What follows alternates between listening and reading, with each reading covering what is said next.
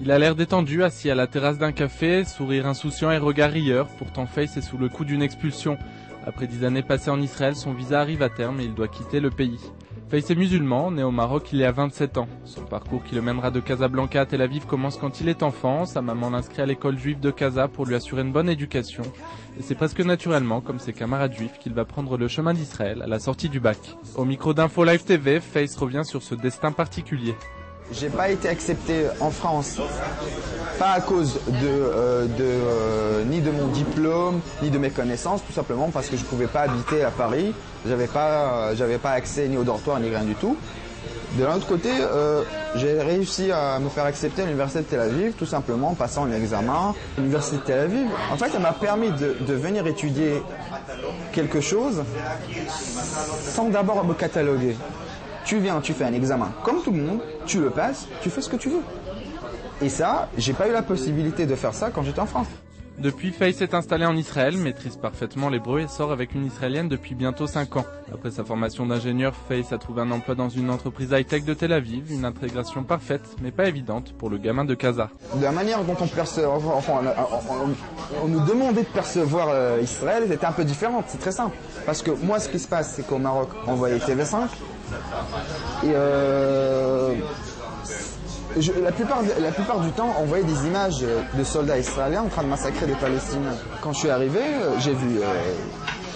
quand j'ai vu ce qui se passe franchement à Tel Aviv, on voit qu'on nous raconte des bobards, quoi. Quand il s'agit d'Israël, on peut jeter n'importe quoi. Moi, je le disais, c'est du n'importe quoi. Moi, on pensait que j'ai passé toute l'année avec un masque à gaz. Tu vois, la seule fois où j'ai mis un masque à gaz, c'était à Pourim. Rien qu'en étant ici, qu'on peut comprendre franchement ce qui se passe. Tant qu'on n'a pas vécu ici, on ne pourra pas comprendre aussi. Aujourd'hui, ce qui différencie Face des autres Israéliens de son âge, c'est peut-être qu'il n'a pas fait l'armée, tout le reste il le connaît, les petits boulots du soir pour financer ses études, le week-end dans le Nord entre amis, les sorties le vendredi soir, mais aussi la peur du terrorisme. L'attentat du Dolphinarium le 1er juin 2001, Face y était. J'étais avec un ami à moi et on devait partir au fameux Pacha, la boîte de nuit qui se trouve à côté du Dolphinarium. En fait, on est arrivé à quelques minutes de l'explosion. C'est le choc, la sensation en fait. J'essaie de revoir les images et ça fait un peu bizarre. Sentir la chair brûler, ça c'est quelque chose, je m'en rappelle encore. C'est pour ça qu'à partir de ce moment-là, je me suis dit, je comprends la cause palestinienne, mais ce que je ne comprends pas, c'est les méthodes.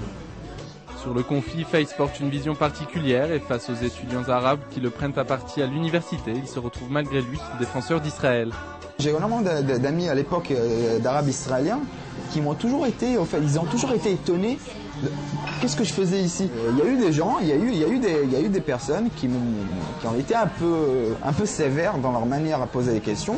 Quand ils m'ont dit par exemple, écoute, qu'est-ce que tu fais là, c'est pas bien de venir en Israël. Bon, moi je dis pourquoi pas bien et tout ça. Il me fait ouais, mais bon, c'est comme si c'est une traîtrise. Il y a des problèmes entre les Palestiniens. Ok, le fait que je sois musulman et arabe, ça ne veut pas dire automatiquement que j'ai une dent contre les Israéliens.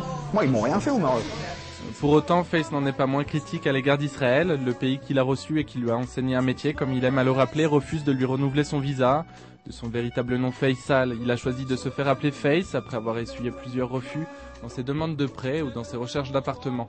Parce qu'il n'est pas toujours évident d'être musulman en Israël. Moi, je veux rester ici, mais malheureusement, ce qui se passe, c'est que il y a certaines personnes au ministère de l'Intérieur qui sont un peu trop racistes. Je sais que le fait d'être musulman a toujours été un problème quand je suis arrivé, quand j'ai mis les pieds au ministère de l'Intérieur et j'ai demandé mon visa. Là, je deviens le différent.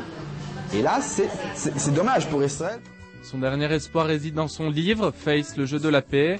Paru en France aux éditions RAM et préfacé par Shimon Peres, ce livre est une ode à la fraternité et un message de paix pour tous les optimistes. Je voulais faire passer au fait un message, surtout aux gens qui ne connaissent pas cet endroit.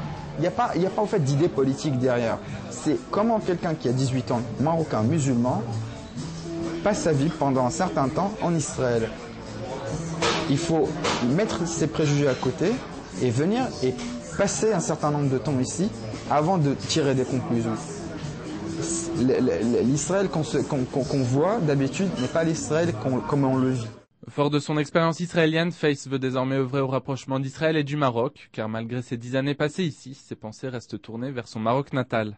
On monte une association qui va permettre au fait, grâce aux entrées du bouquin, de permettre à des gens ou à des jeunes marocains de pouvoir venir faire leurs études en Israël. Le fait d'avoir vécu au Maroc, le fait d'avoir vécu en Israël, je sais que ces deux pays-là, ils peuvent s'entraider beaucoup, dans beaucoup de domaines.